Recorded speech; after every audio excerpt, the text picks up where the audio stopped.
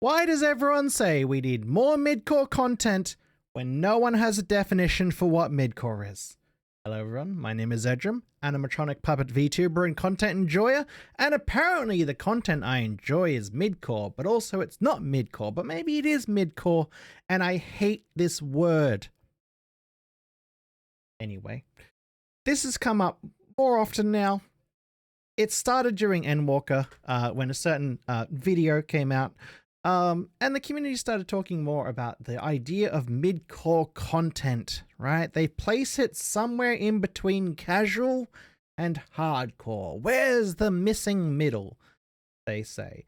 But then when it came time to actually define, like, hey, is this content midcore? Like, do you consider this bit of content that exists to be midcore?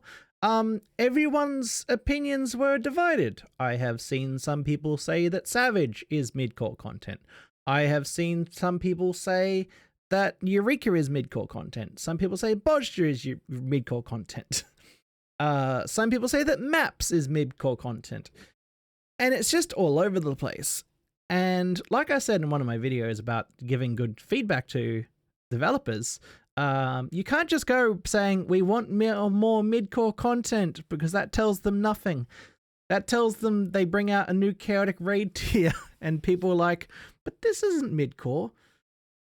Like, well, it is for some. It is for a lot of players, midcore content. But after talking with a lot of people, trying to get their opinions on this, I've kind of narrowed it down to three different things. Three different things that make content midcore. And it's also not even like if it needs to be this thing or it needs to be this thing. It's a mix of things. But firstly, and probably what a lot of people think, is midcore is difficulty. Right? This is often the big thing that people get brought up. For example, like, oh yeah, Savage is midcore content. It's like, oh, it's difficulty of the content itself defines whether or not it's midcore, especially when you've got the distinction between hardcore content, which is obviously meant to be the really hard content. But then I also get confused because people, in the same breath, people say we want more midcore content like Eureka and Bosja, and I'm really confused about that. Because I think outside of Baldessian Arsenal, outside of Deliver Regine Savage, there is nothing in Eureka that is anywhere near the difficulty of even the most basic thing in Bosja.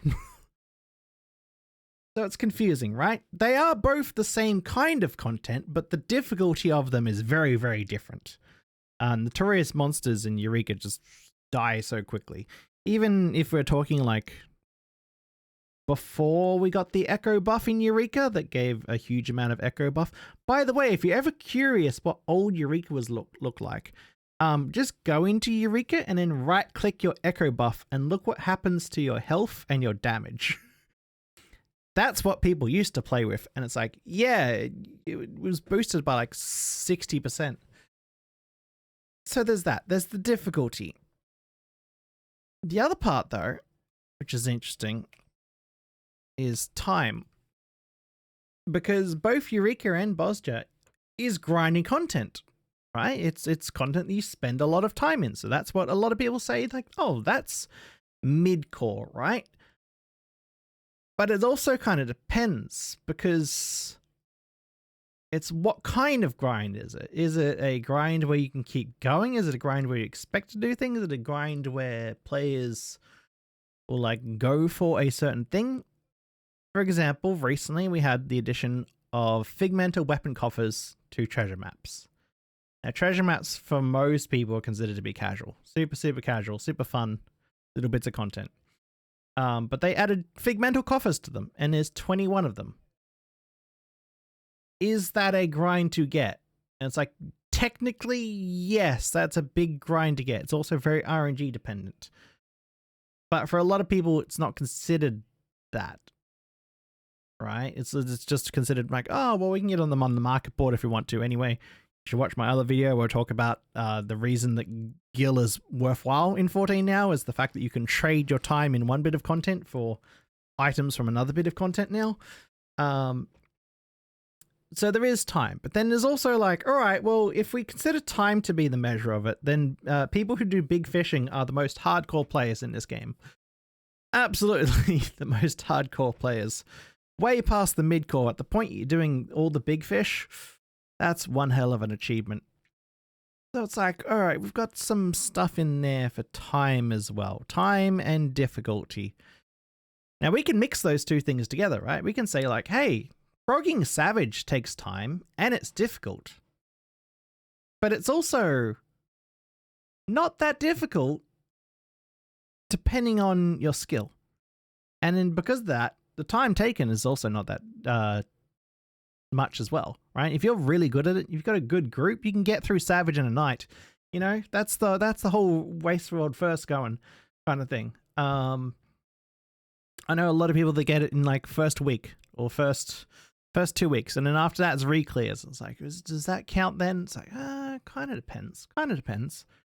In some situations, an extreme ends up being more of a grind because you need to do it 100 times to get that totem and to get the relic, to get the mount that will never drop until 2 patches later. I'm still waiting on 100 of the Sphene totems.